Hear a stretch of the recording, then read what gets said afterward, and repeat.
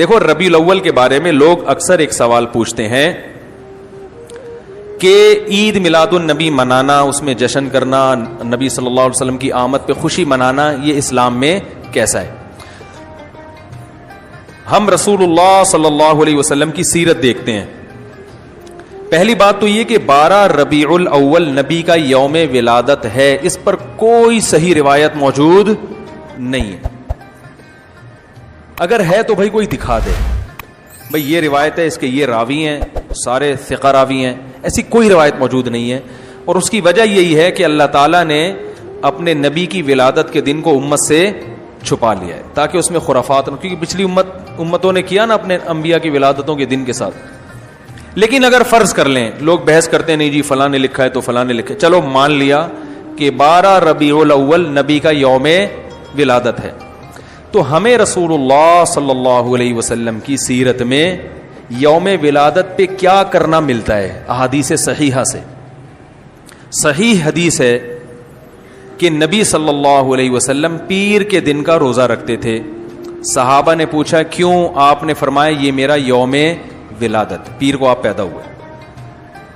اب دیکھو پیر کو نبی نے روزہ رکھ کے یہ بتا دیا کہ اس میں عید کا تصور نہیں ہے، کیونکہ عید اور روزہ جمع بولنا پڑے گا آپ لوگوں کو، جمع نہیں ہو سکتی.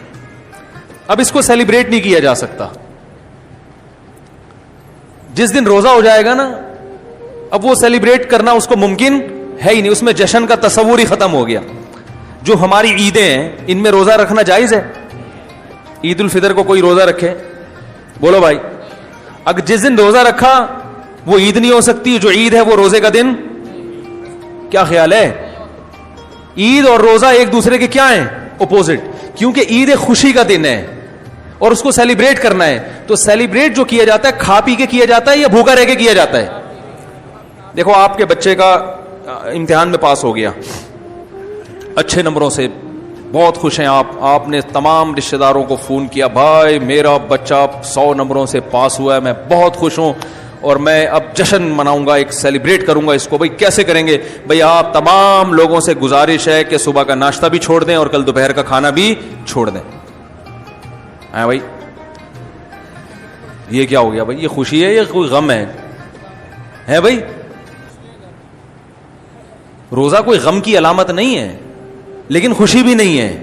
خوشی کا مطلب خوشی کو سیلیبریٹ کرنا نہیں ہے، منانا. خوش ہونا ایک الگ چیز ہے، خوشی منانا. بھائی خوش ہونے پر تو ہم بھی کوئی پابندی نہیں لگا رہے کہ آپ 12 ربیع کو خوش ہو جائیں. مسئلہ ہے خوشی منانا. منانے کا صرف عید کو خوش ہونے پر کبھی بھی نہیں منائی جائے گی، صرف عید کے دن یا کوئی خوش یعنی یہ کوئی کھانا کھلا کے. تو آپ کے بچہ 100 نمبروں سے پاس ہوا، آپ نے کہا کہ ہم خوشی منائیں گے. بھائی کیسے منائیں گے؟ آپ بھی کھانا چھوڑ دیں اور ہم بھی کھانا لے. بھائی وہ کہیں گے بھائی پہلے ہم اس طرح تو ہوگا کہ آج ہم زیادہ کھائیں گے، اس طرح تو منائی جاتی ہے. تو یہ بات سمجھ میں آ گئی. دوسری بات، دوسری دلیل، جمعے کا دن بھی چھوٹی عید ہے نا، اس کو بھی عید کہا گیا ہے روایتوں میں. اسی وجہ اور عید کے بہت سارے احکام جمعے کے دن بھی لاگو ہوتے ہیں. غسل کر کے نہا دھو کے مسجد میں اجتماع ہوتا ہے، عید کے دن بھی غسل کر کے نہا دھو کے اجتماع ہوتا ہے. نبی جمعے کے دن بھی اچھے کپڑے پہنتے تھے، ہم عید کے دن بھی بولتے کیوں نہیں اچھے کپڑے پہنتے ہیں؟ جمعے کے دن بھی خوشبو لگا کے نہا دھو کے، عید کے دن بھی ایسے ہی. اور حدیث میں جمعے کے دن کو بھی روزے کے ساتھ خاص کرنے سے منع کیا گیا ہے. لا تختصوا لیلۃ الجمعۃ بصلاۃ ولا یوم الجمعۃ بصوم. حدیث میں آتا ہے جمعے کی جو رات ہے اس کو عبادت کے ساتھ خاص مت کرو اور جمعے کے دن کو روزے کے ساتھ خاص مت. جمعے کو روزہ رکھنا کوئی اضافی فضیلت نہیں ہے.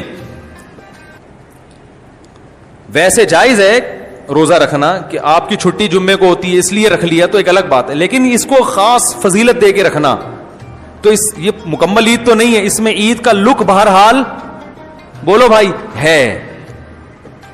خطبہ بھی ہے، جیسے عیدین میں خطبہ بھی ہوتا ہے، 2 رکعتیں ہیں، عیدین میں بھی 2 رکعت، تو لک ہے اس میں. اب ذرا ٹیکنیکل پوائنٹ کو سمجھیے گا آپ لوگ. یہودی سب سے پرانی قوم ہے، ان کے لیے جو مقدس دن تھا وہ کون سا تھا؟ ہفتہ، اور وہی ان کی چھوٹی عید تھا. سب سمجھ رہے ہیں نا؟ اسی میں وہ اجتماع کرتے تھے.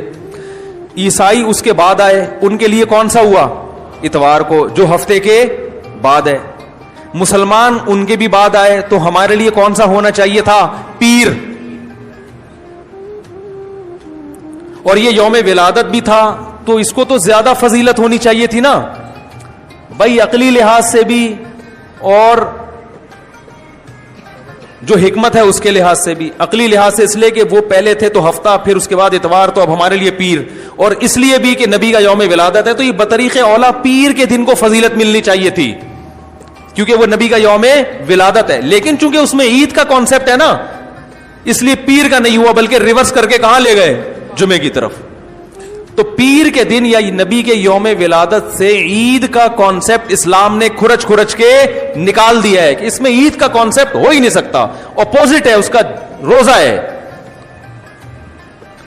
بات آ رہی ہے سمجھ میں؟ تو اس لیے 12 ربیع الاول اگر نبی کا یوم ولادت ہے بھی, تو بہت کچھ بھی اگر کرنا ہے تو روزہ رکھنا, ہم تو اس کے بھی قائل نہیں ہیں روزے رکھنے کے, کیونکہ نبی نے پیر کا رکھا ہے, 12 ربیع الاول کا نہیں رکھا. لیکن اگر آپ کو کھینچ تان کے کچھ نہ کچھ ثابت کرنا ہی ہے, تو آپ اس دن کو روزے کا تو قرار دے سکتے ہیں. آپ اس دن کو سیلیبریٹ کرنا یا عید قرار دینا آپ کے لیے ممکن, قرآن و سنت نبی کی تعلیمات کے مطابق عید کا دن قرار دینا ممکن نہیں ہے, آپ ممکن نہیں ہے. دوسری بات, ابھی بات مکمل نہیں ہوئی ہے, ایک پوائنٹ اور رہ گیا.